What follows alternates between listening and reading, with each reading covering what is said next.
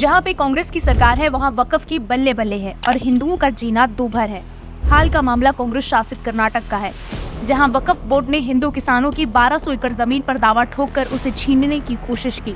हालांकि deputy commissioner दफ्तर के बाहर किसानों के भारी विरोध के बाद सरकार ने ये बोलकर यू टर्न ले लिया कि नोटिस गलती से भेज दिया गया था।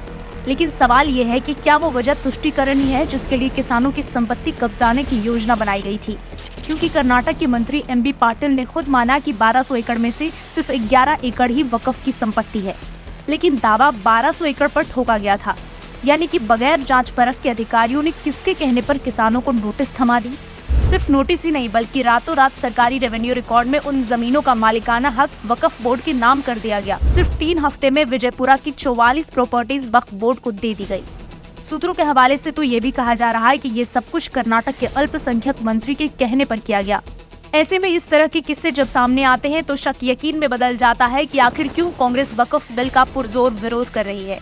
कर्नाटक की कांग्रेस सरकार अपने राज्य वक्फ को आसानी से जमीन हड़पने इसलिए भी दे देते हैं ताकि बाद में ये उन जमीनों पर खुद कब्जा जमा सके। जैसे कि हाल ही में आरोप लगा कि कांग्रेस के राष्ट्रीय अध्यक्ष खड़गे ने खुद वक्फ बोर्ड की जमीन पर कब्जा जमा रखा है। वक्फ को मनमानी करने देना और हिंदुओं पर कार्रवाई करना मानो कांग्रेस सरकार का रोज का फसाना है। कर्नाटक में सरकार बनते ही कांग्रेस ने हिंदुओं पर अपनी खुन्नस निकालना शुरू कर दिया था, जो अब तक जारी है।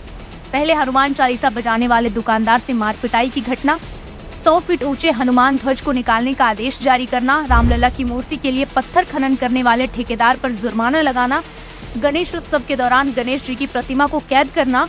कांग्रेस को हिंदू विरोधी कहने के लिए और सबूत की क्या जरूरत हो सकती है? हालांकि अब फिर कांग्रेस ने हिंदुओं को हर्ट करने का नया पैंतरा आजमाया है। दरअसल हिंदुओं के त्योहार की चमक फीकी करने के लिए कांग्रेस सरकार ने कर्नाटक में पटाखे बैन कर दिए हैं। कर्नाटक में कांग्रेस न सिर्फ किसानों से छीनकर वक्फ बोर्ड को संपत्ति दे रही है बल्कि प्रॉपर्टी छीनने की कला भी बताती है। और जब कांग्रेस के मंत्री ऐसी बात करे तो शक और गहरा हो जाता है।